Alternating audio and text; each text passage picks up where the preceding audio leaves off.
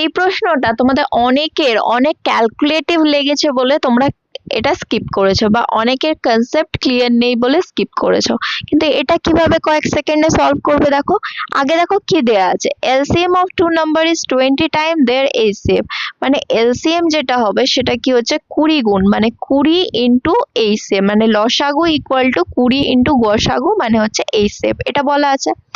আবার দেখো এইচসিএফ টার ভ্যালুও দেয়া আছে, এইচসিএফ টার ভ্যালু কত দেয়া আছে 213। তাহলে এই 213 এটাখানে বসিয়ে দিলেই তো আমরা এলসিএম পেয়ে যেতাম, যেটা হচ্ছে 20 ইন্টু 213।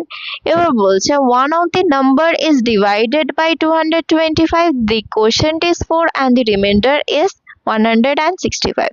তাহলে ধরো একটা নাম্বার n1, 225 যেটা হচ্ছে ডিভাইজার, এটা দিয়ে ভাগ করা হলে কোসেন্ট কত হবে 4, আর রিমাইন্ডার মানে ভাগশেষ হয়ে যাবে 165।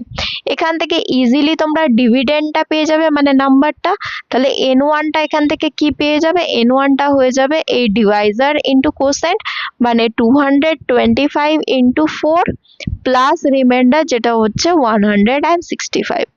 মানে দেখো 4 2 জার 8, মানে 800 প্লাস 25 ইন্টু 4 কত হয় 100, মানে 900 হয়ে গেল। এটা 900 প্লাস 165 হচ্ছে 1065। এইভাবে দেখো কত ইজিলি এটা ক্যালকুলেট করে দিলে। এবার বলছে আদার নাম্বার ইজ, তাহলে অন্য নাম্বারটা কি হবে সেটা বের করতে বলেছে। মানে দুটো নাম্বারের এলসিএম এইচসিএফ, তো একটা নাম্বার পেয়ে গেলে আর একটা নাম্বার কি হবে সেটা বের করতে হবে। এর জন্য সবথেকে বেসিক কনসেপ্ট যেটা আমি তোমাদেরকে শেখাই সেটা হচ্ছে দুটো নাম্বারকে যদি তোমরা গুণ করো, মানে n1 ইন্টু n2 যদি করো, সেটা equal to product of their LCM and HCF, মানে equal to LCM into HCF হয়। আচ্ছা, একটা নাম্বার তোমরা জানো 1065, আর একটা নাম্বার তোমরা জানো না যেটা হচ্ছে n2, ইকুয়াল টু এলসিএম কত আছে 20 ইন্টু 213, আর এইচসিএফ কত আছে 213। আচ্ছা, এটা আবার ক্যালকুলেট করতে যেও না, আমাকে n2 টা বের করতে বলেছে। ভালো করে অবজার্ভ করো তো, এখানে দেখো 20 আছে, মানে এটা 4 দিয়ে ডিভিজিবল, মানে এখানে দেখো আর 4 দিয়ে ডিভিজিবল কিছু নেই, এটা কিন্তু 4 দিয়ে ডিভিজিবল। রাইট হ্যান্ড সাইডে একটা নাম্বার আছে যেটা 4 দিয়ে ডিভিজিবল, তাহলে লেফট হ্যান্ড সাইডে যেহেতু এইটা ইকুয়াল, এটা দেখো অড নাম্বার, তাহলে 4 দিয়ে ডিভিজিবল কোনটা হবে, এটাকে 4 দিয়ে ডিভিজিবল হতে হবে, তবেই তো দুদিকে সমান হবে। একদিকে 4 দিয়ে ডিভিজিবল হচ্ছে, অন্যদিকেও তো কোনো না কোনো কিছু একটা 4 দিয়ে ডিভিজিবল হতে হবে।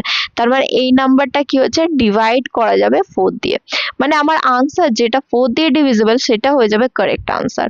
দেখো 4 দিয়ে ডিভিজিবিলিটি চেক করার রুল হচ্ছে লাস্ট দুটো ডিজিট যদি 4 দিয়ে ডিভিজিবল হয়ে যায় তাহলে পুরো নাম্বারটাই 4 দিয়ে ডিভিজিবল। তাহলে দেখো 26 কে 4 দিয়ে ডিভাইড করা যাচ্ছে না, রিমাইন্ডার থেকে যাচ্ছে, 52 কে পুরোপুরি ভাগ করা যাচ্ছে, তাহলে এটা আনসার হতে পারে।